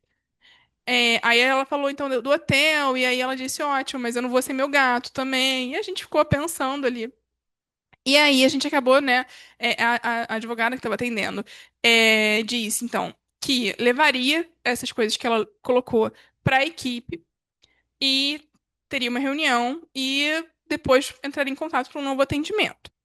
E não era uma situação de risco, assim, de vida iminente, tá? Era uma situação ali de um certo cárcere, mas não era um risco de vida, assim, iminente. E aí levou isso para a equipe. A equipe entrou em contato com essa rede de hotel, que disse que poderia receber também o filho de 18, mas não poderia receber o gato. Então, a gente fez contato com a Coordenadoria de Bem-Estar Animal do município, que disse que não poderia também pegar o gato, mas poderia intermediar para que ficasse oficializado um acolhimento provisório, caso a gente conseguisse alguém para receber o gato por um tempo, seria oficializado pela Coordenadoria de Proteção Animal. E aí isso tudo foi feito, né? Foi feito um novo atendimento com ela, dessa vez com assistente social, justamente nessa ideia, né, de que é quem consegue articular ali, tem esse papel de articulação. Aí a assistente social fez um atendimento de 3 horas. Para esse atendimento poder acontecer, a gente comunitária foi na casa dela, disse que o posto de saúde queria muito fazer um novo atendimento, porque estava investigando uma possível doença, eu não lembro o que eles inventaram ali na hora, mas e por isso precisava ser um atendimento só com ela. O marido ficou super desconfiado de novo, mas a médica conversou com ele, falou que era uma questão de saúde e que era importante primeiro trabalhar só com ela e depois, assim, no momento oportuno, seria trabalhado com ele. E aí foi feito esse atendimento com a assistente social. E aí ficou tudo articulado já para que ela pudesse sair, ela iria para o hotel. Ela não tinha como ir e o serviço não tinha como buscar. Então a gente colocou a Polícia Militar via esse programa da Patrulha Maria da Penha, que não faz esse trabalho de buscar, mas a assistente social conversou, a gente conversou, fez ali um trabalho de articulação para que eles fossem buscar no momento em que o marido não estivesse em casa e estivesse trabalhando. E aí foi, né, feito com ação todo mundo, com a escola, porque aí a menina iria para a escola inicialmente, porque o marido deixa na escola e vai embora, para a escola poder liberar a menina mais cedo, enfim, toda uma articulação feita. E aí ela foi levada então para o hotel, o gato ficou num lar temporário, e aí o serviço ficou fazendo esse trabalho com os familiares para que quando ela saísse, ela fosse para casa dos familiares. Enquanto isso, a gente foi com ela na defensoria para ela ter direito à pensão dele, essas coisas assim. E ele teve uma medida protetiva, inclusive de afastamento das crianças, né? Da filha de 7 e do filho de 18. E aí foi feito todo esse trabalho. E essa mulher, né, assim, até onde a gente teve notícia muitos anos depois, nunca mais voltou para aquela relação e continuou vivendo com os familiares, dos quais ela estava afastada pela violência psicológica. Porque ela estava com ele há 20 anos, foram anos de afastamento da família. Então, deu muito certo por conta principalmente da atuação da agente comunitária de saúde e da atuação da equipe daquele posto ali de saúde. Não seria possível o equipamento especializado no atendimento à mulher sozinho, gente, fazer toda essa situação se não tivesse acontecido isso. Então, esse foi um exemplo muito bem sucedido, assim, a gente teve vários outros, alguns que não foram tão bem sucedidos, mas alguns que foram também muito bem sucedidos, mas esse eu acho que ele foi muito simbólico, porque ele envolve vários atores da rede, para mostrar a importância desse trabalho em rede, porque também o posto de saúde sozinho não conseguiria fazer isso, também a gente comunitária sozinha, eu sei que a gente comunitária faz, né, assim, uma comunicação com o posto, mas acho importante destacar a figura dela individualmente. Sozinha também não conseguiria fazer isso, e eu sinceramente não vejo como polícia sozinha conseguiria fazer também, porque a polícia vai chegar, a mulher está tanto tempo sofrendo violência que nem sabe dizer que aquilo é violência, nem sabe nomear como violência. Se a gente comentário tivesse só denunciado, a polícia chegar e ela ia falar, não, não tô machucada agora, não, não tô sofrendo nada. Então é uma situação realmente da importância do trabalho em rede, né? É,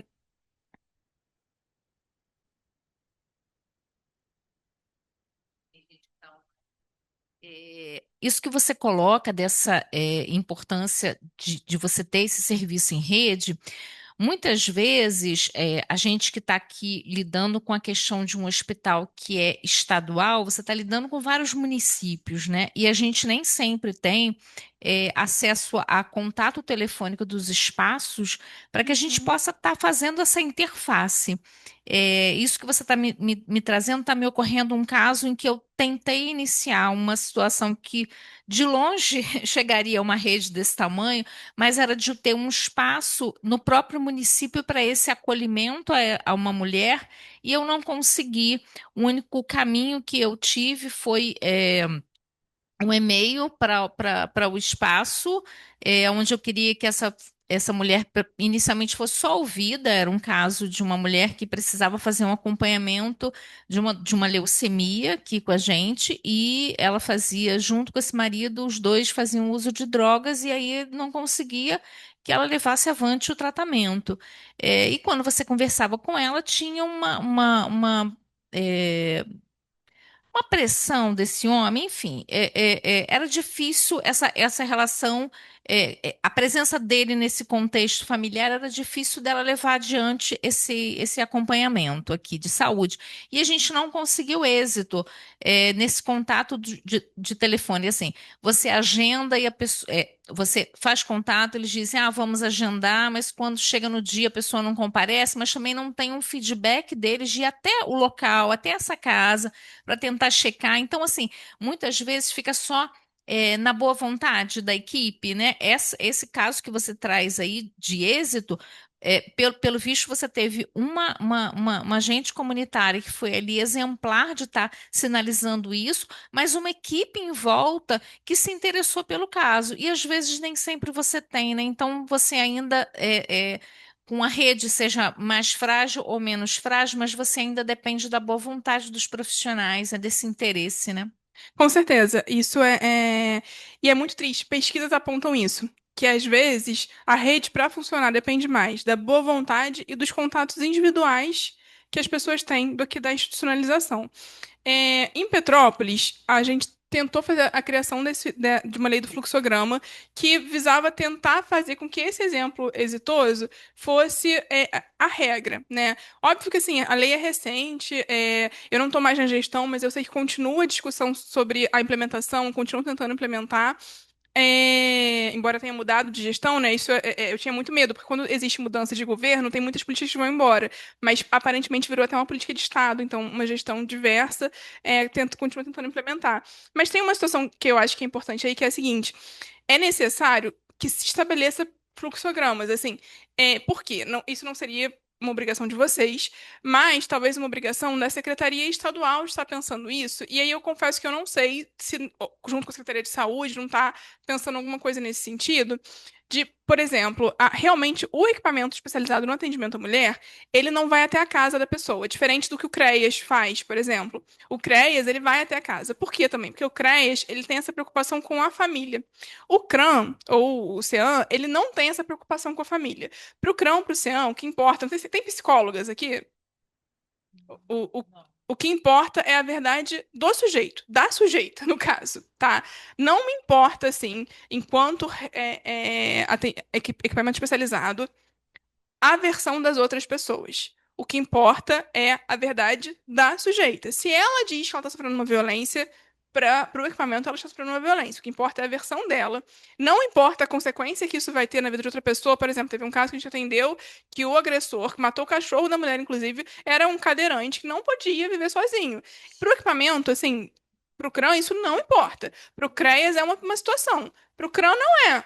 Entende? Sinto muito se ele não vai viver sozinho. A mulher não pode ser responsabilizada pela vida de um homem, ponto. O Estado que se responsabiliza de outra forma.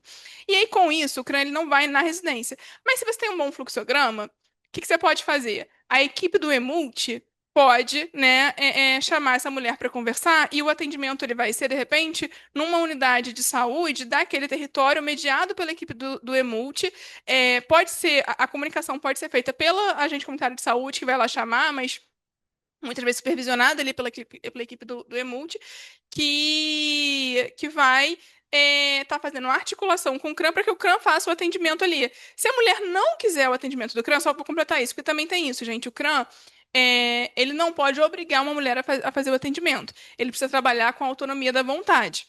Só que ele tem a expertise da rede. Então, uma coisa que eu sempre defendo muito, assim, né, aqui em Petrópolis a gente fez ali do fluxograma, mas em outros municípios eu já fui, enquanto palestrante, ajudar a tentar organizar fluxogramas e a estruturação dos equipamentos. E é uma coisa que eu falo muito é o seguinte: o CRAM, ele não, a mulher ela também não precisa ser obrigada a ir até o CRAM, ou o CRAM ir até ela, para que aconteça esse olhar do gênero. Se você faz um projeto terapêutico singular, e aí eu até posso estar usando um pouco errado, tá, gente? Porque eu gostei tanto do conceito quando eu conheci, que eu acho importante que a gente se inspire nele para criar, né, essa articulação entre os serviços, de estar discutindo o caso através de vários olhares ali.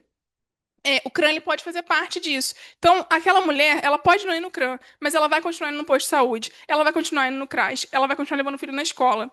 O que o CRAM pode fazer? Ele pode ser um articulador que vai estar fazendo parte de uma reunião que vai conter esses profissionais. E essas reuniões, gente, hoje em dia pode ser uma reunião, às vezes, de 20 minutos online. Não precisa ser uma coisa assim absurda. Óbvio que o serviço tem que ter alguma estrutura para você poder fazer uma reunião de 20 minutos online, mas não tem que ser uma grande estrutura onde você vai passar o dia discutindo aquele caso, né? Você faz discussões de caso, muitas vezes, em relação a outras coisas. Então, você vai fazer isso. Aquela mulher, se ela é usuária de drogas, de repente ela está indo no CAPS. E aí, o CRAM, ele vai ajudar como? Ele vai auxiliar esses equipamentos com a discussão sobre os direitos daquela mulher. Ele pode não fazer o atendimento, mas ele pode orientar como vai ser a questão na delegacia. A mulher, às vezes, não vai aderir ao atendimento no CRAM, mas ela vai com o advogado do CRAM na delegacia pedir medida protetiva, protetiva e o CRAM vai auxiliar os equipamentos, até oficialmente, para ajudar o profissional, né, a ter isso no prontuário, de como que vai ser feita a proteção dessa mulher, já que se ela tem uma medida protetiva. Então, às vezes, assim, tem um caso que eles têm um filho em comum, a mulher está na maternidade, a maternidade está com medo porque está com medo de impedir aquele pai de ter essa criança. O CRAM ele pode produzir um documento dizendo que aquela medida protetiva, da forma como está redigida, se estende aos familiares, portanto, se estende ao bebê, e o homem, então, que entre com algum pedido judicial para que ele possa ver o bebê. Se isso é feito documentalmente, isso está no prontuário, isso protege a equipe do hospital. Entende? Então, às vezes, a forma como os equipamentos especializados, né, o CRAN, no caso, vai estar atuando, não é, às vezes, diretamente ali, às vezes é ajudando de uma outra forma. Então, é importante, às vezes, ter. E aí, assim, o ideal é que tenha um fluxograma, por exemplo, estadual, para vocês que atendem vários municípios, mas acho que é possível pensar em estabelecer um fluxograma do hospital com o apoio da gestão, né? Tem que ter o apoio da gestão para que seja uma coisa normatizada, assim, para que seja feito o quê? Até botar no prontuário. Foi feita a comunicação externa com o equipamento. E se o equipamento não responde? Aí talvez seja o caso de um ofício para aquela municipalidade, porque aí o equipamento vai se sentir coagido também a responder.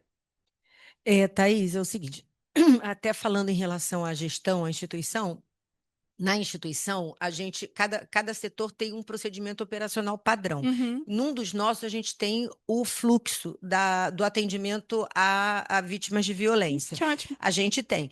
E até inicialmente baseado na questão do atendimento a crianças e adolescentes vítimas de violência, o que que a gente faz? A gente manda um relatório para a direção e esse ofício sai da direção, assinado Perfeito. pela direção, Uhum. justamente para não concentrar essa questão naquele profissional, né? Perfeito. Antes de sair da instituição, o protocolo chama a gente e a gente então anexa os relatórios, né, no caso social, psicológico e médico, aquele ofício assinado pela própria instituição. Isso daqui da instituição sai assim. A gente, claro que a gente a gente pensou nisso lá atrás, baseado na questão da violência contra crianças e adolescentes, mas está no bojo da violência, entra a violência do gênero também. Uhum. Eu queria era que você falasse um pouquinho mais sobre as medidas protetivas, porque a gente teve um Perfeito. caso aqui na instituição onde a gente orientou, enfim, as colegas até lembram disso, essa paciente foi encaminhada para ela fazer a denúncia, ela foi acolhida e ela saiu com uma medida protetiva. Adiante, ela se reconciliou com esse companheiro, enfim, e aí queria que você falasse um pouquinho disso, porque aí essa medida protetiva ficou na entrada da recepção, porque na época que ela estava internada, essa medida protetiva tinha que ficar lá embaixo, para que esse ex-marido esse ex-marido que virou marido de novo, não entrasse para visitar no horário institucional, porque a menos que o paciente diga que não quer aquela visita especificamente, ele vai receber a visita de quem vier para ele dentro daquele horário. Claro. Eu queria que você falasse só um pouquinho disso, tá? Perfeito. Então, como é que funcionam as medidas protetivas? Elas foram uma grande inovação da Lei Maria da Penha, tá? Ela é basicamente a ideia de uma medida que assegura direitos. O direito daquela mulher de viver livre sem violência. Elas são diversas, mas geralmente as pesquisas apontam, e eu já vi isso na prática também, a medida é proibição de contato e proibição de contato por telefone, né, por algum meio, e afastamento de 200 metros, 300 metros. Como é que funciona a medida protetiva? A mulher vai na delegacia, faz o pedido, o juiz defere ou não a medida. A regra hoje em dia é que ele tem que deferir, porque estavam tendo muitos indeferimentos. Ele deferindo a medida, a mulher é intimada e o homem é intimado. Para fins do homem ser preso, se ele descumprir a medida, só tem validade se ele tiver sido intimado também, tá? Então, às vezes acontece do homem se esquivar da justiça, então ele não é intimado, e aí ele, por exemplo, ele descumpre, ele força o contato com a mulher, e aí a mulher vai na delegacia, registra o descumprimento da medida, e ele não é preso. Por que ele não é preso? Porque no sistema aparece ali que ele não tinha sido intimado. Essa é uma falha, acontece. Mas, tirando esses casos, se ambos foram intimados e o homem descumpriu a medida, o homem ele pode ser preso no caso do descumprimento. Ele pode ser preso em flagrante. Então, assim, Ele está forçando, por exemplo, a mulher está aqui, ele quer subir, quer falar com ela, ou vamos supor que sejam dois funcionários, tá? Ele está forçando, ele quer falar com ela, e aí se liga para a polícia. A polícia ela vem, ela é obrigada, se a mulher está ali com o documento da medida protetiva, ela é obrigada a proceder ao flagrante, tá? Porque é um crime. O descumprimento por si só é um crime, mesmo que o descumprimento não seja bater, tá, gente? Se ele está falando com ela, se ele está se dirigindo em direção a ela, é um crime por si só, é o descumprimento, ele tem que ser preso. É, Aí o delegado vai analisar se vai manter, né, ali a prisão ou se vai dar alguma outra medida, como, por exemplo, determinar um afastamento, determinar outras medidas para que ele não possa manter o contato com ela. Mas, via de regra, se ele for preso em flagrante, ele continua preso. Se ele não for preso em flagrante, ela depois vai na delegacia, registra a ocorrência desse novo crime, que é o descumprimento, e ele vai ser julgado pelo descumprimento da medida. Nesse meio período, enquanto ele está sendo julgado pelo descumprimento da medida, ela pode, via, por exemplo, Defensoria Pública, pedir uma prisão preventiva dele, demonstrando que ele descumpriu a medida, portanto, ele descumpriu uma ordem judicial e botou ela em risco. Principalmente se tiver uma nova agressão, pode pedir a prisão preventiva. E é muito comum que a prisão preventiva seja deferida, tá? A Maria da Penha ela é uma lei que prende mesmo. Só que ela prende, gente, se for feito o procedimento correto. Tá? Isso é importante.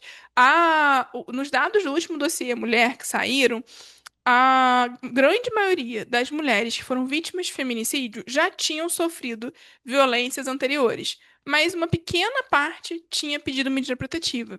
Isso indica que a medida protetiva, apesar de ser só um papel, etc., ela inibe, sim, o cometimento de novos crimes. E geralmente, quando acontecem esses casos que vão. Não estou falando que é sempre, mas geralmente, quando acontecem esses casos que são muito falados assim, na internet, às vezes na mídia, de que, mas ela já tinha sei lá quantas medidas protetivas.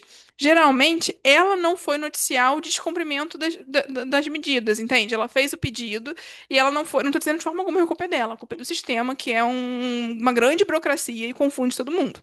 Mas, geralmente, não foi noticiado nos autos do processo o descumprimento da medida. E por que isso importa, gente?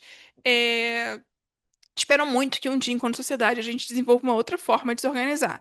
Mas nessa forma atual da organização do judiciário, até para proteger direitos, o juiz, em tese, não pode agir se ele não for provocado. Então, ele precisa ser informado oficialmente de algo para poder agir. Então, para o juiz determinar uma prisão preventiva, ele tem que ser informado que não era possível. Já está na hora de. Estou encaminhando para terminar. Ele tem que ser informado que não era possível.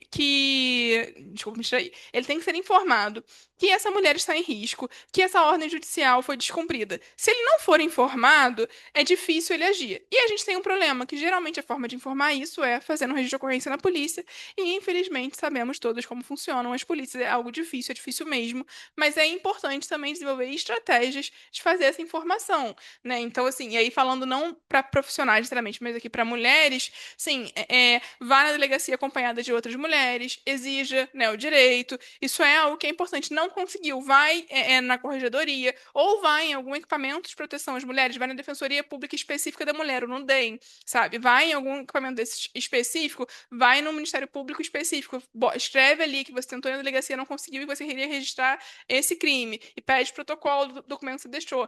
Sim, infelizmente também os direitos, gente. Todo mundo aqui acho que é servidora, né? Se você se param de todo mundo? Não? Ai, tem muitos contratos que são. Ah, tá, tá. Mas assim, acho que são servidores. Se o Estado, né, o Rio Estadual, para de pagar, você faz uma greve, né? Você sabe que você tem direito a receber, mas se você não recebe, você arruma formas de lutar pelo seu direito. No direito das mulheres também a gente precisa fazer isso. Conquistar um direito é o primeiro passo, mas é o primeiro passo para dar mecanismos da gente se organizando, lutar para que ele seja concretizado. Então, é importante isso. Thaís, Acho que quanto tempo? Fala um pouquinho do tempo que a medida dura e quando que essa medida perde o que foi a sua pergunta ali, entende? Isso, não, não, não, você respondeu É. plenamente, foi ótimo, super completa. Só assim, exatamente quanto tempo ela dura, quando ela perde o efeito, por exemplo, Hum. quando o casal volta a se reconciliar, enfim, no caso daquele paciente aqui na instituição que se reconciliou, quando a gente viu, a medida ainda estava lá na recepção. Então, Então, assim, tipo assim, fala um pouquinho disso. via de regra, tá? A medida ela não tem uma validade específica.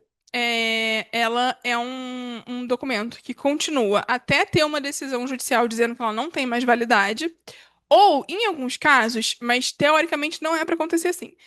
Mas assim, o judiciário, gente, cada vara funciona de um jeito. Mas em alguns casos, o juiz ele dá a medida protetiva e aí quando chega no final do processo, para o juiz, quando chega no final do processo e tem uma sentença absolvendo aquele réu, ou quando o termo está muito técnico, ou tá possível, tá.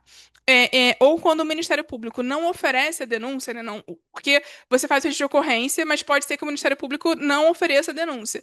E o Ministério Público não oferece a denúncia para alguns juízes, e isso automaticamente já faz a medida perder a validade. Mas, em regra, tá, pela lei, hoje em dia, assim, até pela falta de uniformização dos juízes, isso foi alterado, a medida ela tem a validade até que tenha uma decisão dizendo que ela não tem mais validade. Então, se a mulher se reconciliou, ela se reconciliou, mas a medida continua acontecendo. O que vai acontecer na prática é o seguinte, assim, se ela for na delegacia, fizer um registro de ocorrência, disser que ela tinha uma medida protetiva em andamento e ele mandou mensagem para ela, ele vai se defender mostrando que eles estavam reconciliados. Então ele não descumpriu ali não colocou ela em risco, não descumpriu ali uma ordem judicial. E aí dificilmente ele vai ser preso se ele conseguir se defender mostrando isso, entende?